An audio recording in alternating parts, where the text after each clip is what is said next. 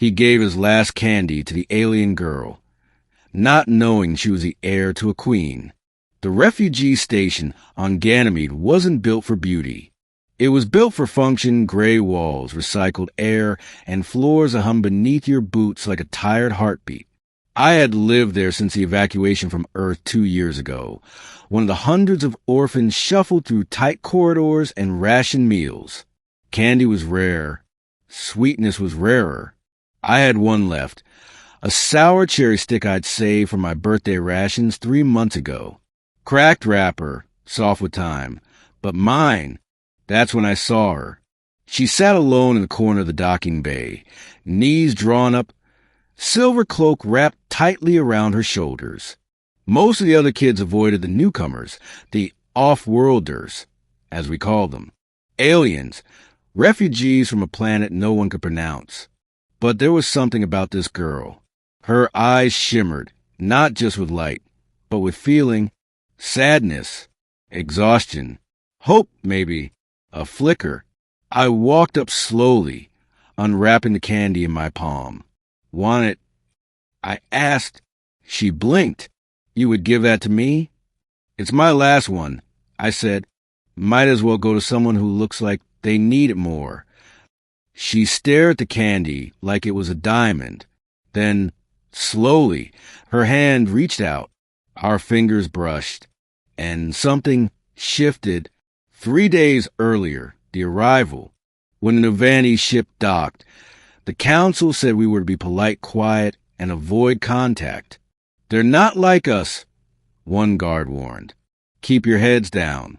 But rumors spread fast in stations like this. The Nuvani were a royal species. Their world had fallen in the galactic civil war. The survivors were precious, protected, especially the heir, the lost daughter of the Nuvani queen, smothered away before the capital was burned. They said no one knew where she was. They said the heir might already be dead. No one expected her to be sitting barefoot in a refugee docking bay, crying silently behind her silver cloak. Back to the candy. She took it with both hands, carefully, like holding a relic. Her lips parted as she tasted it, and something bright flickered in her eyes. What's your name? I asked. She hesitated, then whispered, Tala. I'm Milo. We sat in silence for a few minutes. She savored every lick of that candy like it was her first meal in days. You're not like the others, she said finally. I guess not. They fear me, but you don't. I shrugged. Maybe I'm too tired to be afraid. She smiled, soft, hesitant, but real. That was the moment it began. The secret. Over the next few days, I saw her again and again. In the mess hall, in the observation deck, near the old hydroponics garden where no one went anymore. We didn't talk much, but when we did, it felt easy. She asked about Earth. I asked about her planet. She told me stories of giant glass towers, of moons that dance with flame, of a mother who used to sing in a language of stars. She never said the word queen, never admitted what I suspected, until one night we sat in the garden, staring at the artificial stars projected on the dome. I miss home, she said. What was it like? She was quiet for a long time. Then, my mother wore a crown that held the history of our people. Each jewel was a memory, a lesson, a warning. I turned to her. You're her daughter, aren't you? Tala didn't look away. Yes. I swallowed. Why me? Why talk to me? She gave a sad smile. Because you gave me your last candy. The threat, the station guards found out. Maybe someone saw us talking. Maybe they overheard the stories. Or maybe it was just fear, the kind that spreads like a virus. The council summoned her. I wasn't allowed in, but I waited outside the door, heart pounding.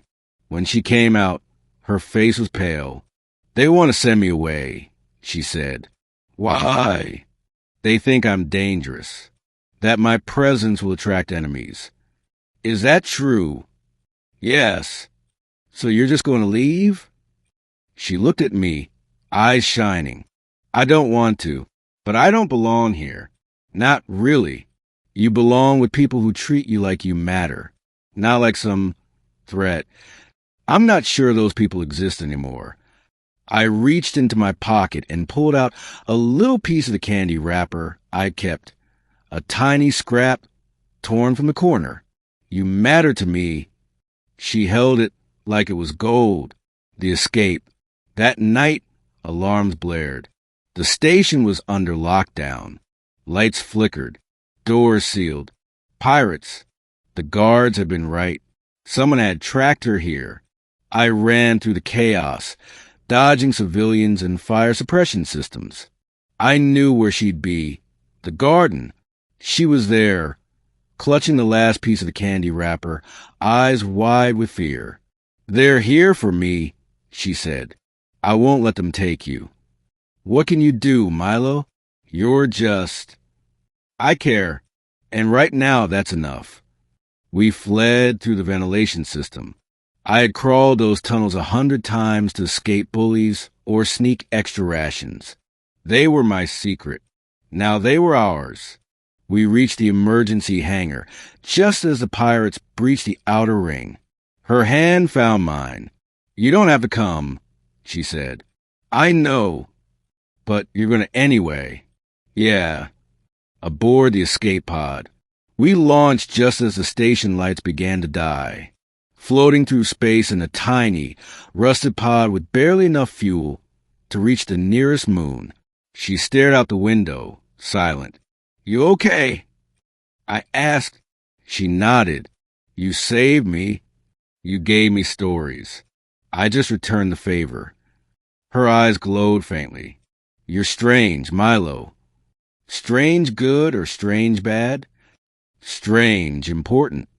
She reached into her cloak and pulled out a crystal no bigger than a seed. This is the royal seed stone. It activates only in the presence of someone the heir chooses. The crystal pulsed as she pressed it into my palm. I choose you, she said. Choose me for what? To walk beside me, as I reclaim my people, as we build something better. My heart thudded. Are you sure? She nodded. You gave your last candy to a stranger. That tells me everything I need to know. 1 year later, they called it the New Dawn Accord. Tala returned with me to the stars, revealing herself to the galaxy as the lost heir. She gave speeches. She united scattered Nuvani. She became more than a queen.